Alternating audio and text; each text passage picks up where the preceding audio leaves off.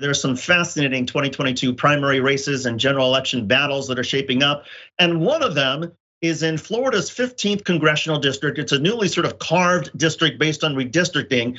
And we're so pleased to be joined by one of the leading candidates in the primary race on the Democratic side, Eddie Geller. He is a progressive, he is a millennial.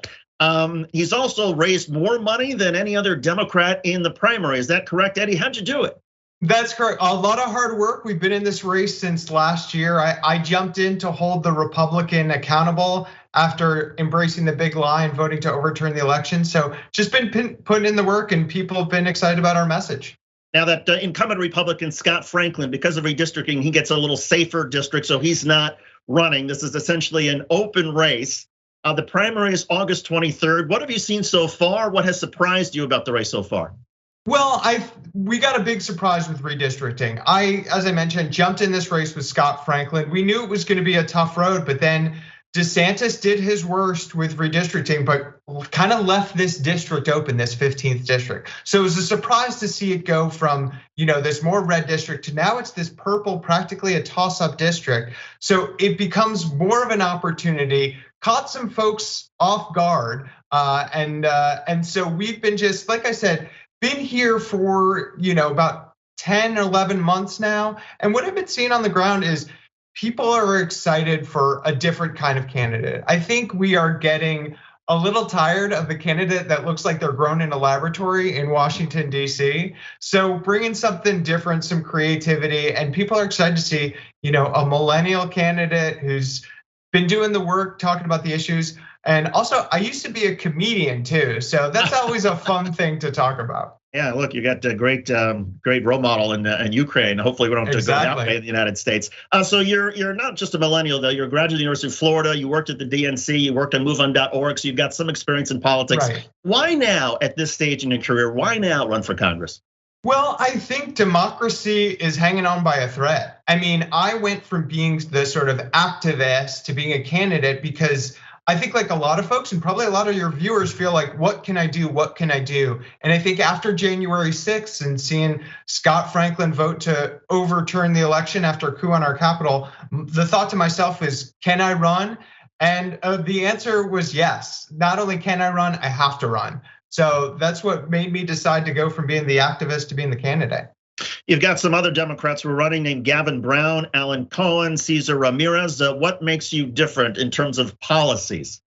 Well, I think I'm the progressive in the race. We recently got an endorsement from the Central Florida Progressive Democrats of America. Very proud of that. And I think kind of to what I was talking about earlier, the establishment came in with a candidate 24 hours before the filing deadline. He was immediately endorsed by Debbie Wasserman Schultz and Lois Frankel. And that is an establishment side that has been doing their establishment thing for too long. So I think it's really coming in with, like I said, a fresh perspective, a progressive perspective, and doing something creative. I talked about, I used to be a comedian. I launched my campaign with a sitcom jingle parody because that's who I am. I think we've got to find creative ways to talk to people. It can't just be the same old message and the same old candidate. So I think that really sets me apart. I don't mean to put you on the spot, but you're sort of setting me up here. You want to do a few lines from that jingle? Well, I will admit, I did not sing the jingle myself. We got someone with a much better voice, but I did write the lyrics and help write the music. But people can go to eddiegeller.com. The jingle is right there on the website, and they can also chip in and make a contribution and help us win this race. Eddie, one of your key issues is healthcare for all. How do you take a purple district and convince people that not only is Medicare for all the right thing, and polls show that 80% of the people support it, but that it's actually doable politically? Well, I think it's not an overnight thing, and I think you got to be honest with people that we're not going to do it, tomorrow. But no one is happy with how much they have to pay for healthcare. No one is happy that they have to deny themselves or stop themselves from going to the doctor because they're worried how much it's going to cost. So I think when you're honest about this is where we need to go and these are the steps we need to take to get there, people are more open to it. I mean, the right wing and a lot of the establishment media, wants to tell us that it's too big or too far away, and really demagogues Medicare for all and universal health care. And I think you just got to be honest and push back against a lot of the lies that are out there against Medicare for All. If you won, would it be very difficult pushing back against Nancy Pelosi? Let's suppose she remained the House Speaker and Democrats are able to somehow hold control of the House. Nancy Pelosi remains the House Speaker. There are a lot of progressives who are not very happy with her, that she's too establishment, that she essentially has muted some of the progressive impulses that the party now has. Well, I think you've got to continue to build progressive power. I don't want to go in there, even though I come in as a progressive, I also want to get things done. I don't just want to be a thorn in people's side. I want to make my case and I want to join with other progressives and continue to build that coalition until it's undeniable. And that just takes time. You got to get more progressives in office and you got to build that voting bloc. And it's gotten a lot bigger in the last decade. And I just want it to continue to get bigger. So when we're talking to Pelosi, we're talking to whomever, we're saying, these are all the candidates we have, these are the people we represent, and they want universal healthcare, they want bold action on climate, and you're gonna have to take us seriously. Some conservatives want us to take them seriously in terms of not doing anything on climate change. And we've seen a couple of conservatives say, look, no matter what the United States does in climate change, China and India, they are the bigger problems. They're not doing anything. So why should we tax our economy so severely when they're not going to? What's the answer to that?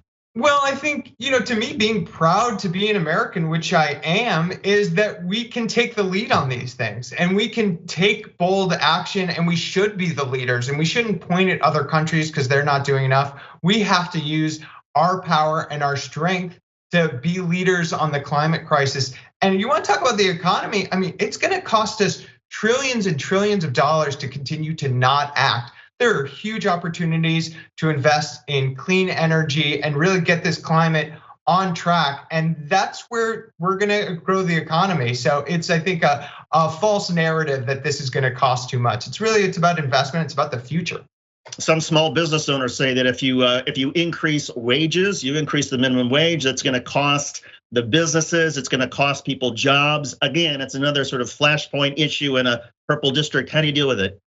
Well, I think you do have to listen to business owners and you have to be thoughtful about that. But at the end of the day, people got to make a living wage. I mean, you should not be working 40 hours a week and not be able to pay your rent or get gas or pay for food. I mean, these are baseline human rights. So we want small businesses to be successful, absolutely. But to open a business and run a successful business is about treating your employees equitably and paying them fairly. And so I think you gotta, talk on those terms and really listen to business owners. But at the end of the day, you hold firm on your values that workers deserve this dignity. They deserve to be able to pay their rent and put food on the table. Eddie, you don't talk like somebody who doesn't have much life experience, like a typical sort of millennial. And yet, I'm sure there are a lot of people who have not heard you who think, oh my God, why should I vote for millennial, somebody who doesn't have the kind of life experience that maybe I have or maybe that our district or country needs? How do you get there with them? Well, I think, again, I go back to this thing about listening. I mean, I mentioned being a comedian. Part of being an improv comedian, actually, is when you're on stage, you have to be really present and you have to listen to everything your partner is saying and other people on stage is saying. So I take that skill to be a really active and thoughtful listener. And so I think when you're working with folks or talking to folks who say, you don't have the life experience or you don't have this, really listen to what those critiques are, break it down, and also say, we're the ones who are going to be inheriting this country in the generations to come. And we have a stake in this, millennials and Gen Z, that older folks, don't have as much. And so I think you got to make the case that our perspective is really not represented in Congress. I mean, we talk about a gerontocracy. I mean, the average age, I don't have it off the top of my head, but it's certainly a surprisingly large number.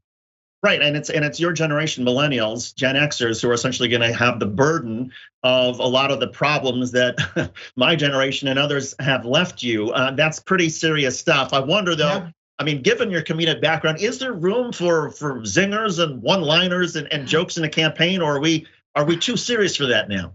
Oh no, I think the issues are serious, but you can't always take yourself so seriously. I mean, politics wants to drain the life out of you and drain the joy out of you. But I think part of how you win and part of how you build a coalition, be successful, is you make it inviting and you bring some joy into the work. Because If there's not that, that's when people turn away. And it's always been so important to me from my beginning days at MoveOn to working with Robert Reich. How do we communicate in ways that are gonna get to people? And a lot of times that's having a bit of sense of humor, not taking yourself too seriously, but being serious about the work. Eddie, I think there are gonna be some people who look at this and say, hey, is he a guitar player? Is he a musician? What about the guitars? And can we expect you to play them on the campaign trail? Well, maybe at some point I might bust out a guitar. I like to think I'm a decent novice at guitar, so don't expect any roaring solos. But I'm not going to melt anyone's face. But I might be able to strum some chords. Well, speaking of melting, the primary is August the 23rd. That is the dead of summer for Florida. It can be awfully hot down there. How do you convince people in the middle of the summertime when the headwinds are going against Democrats to put aside your fears, to say, okay, let's go ahead and get out there and vote and let's believe in progressive causes? Well, I think you gotta excite people. It's about progressive issues and talking about fighting about healthcare for all and bold issues on climate and codifying Roe into law. I think you start there at people's core emotional values and you get them excited to do the work. And then, yes, you mentioned it's gonna be hot out and you try not to schedule door knocking in the worst part of the afternoon. But really when people are excited to do the work, they will show up. And we want more people to show up. They can go to eddiegeller.com, help contribute, help us support this campaign, and we're gonna win this thing. Eddie Geller, he's raised more money than any other Democrat in this race. He's the progressive candidate in Democrats in the Democratic's 15th congressional district in Florida. Eddie, good luck to you, and thanks for coming on the show. We appreciate it. Oh, it's my pleasure.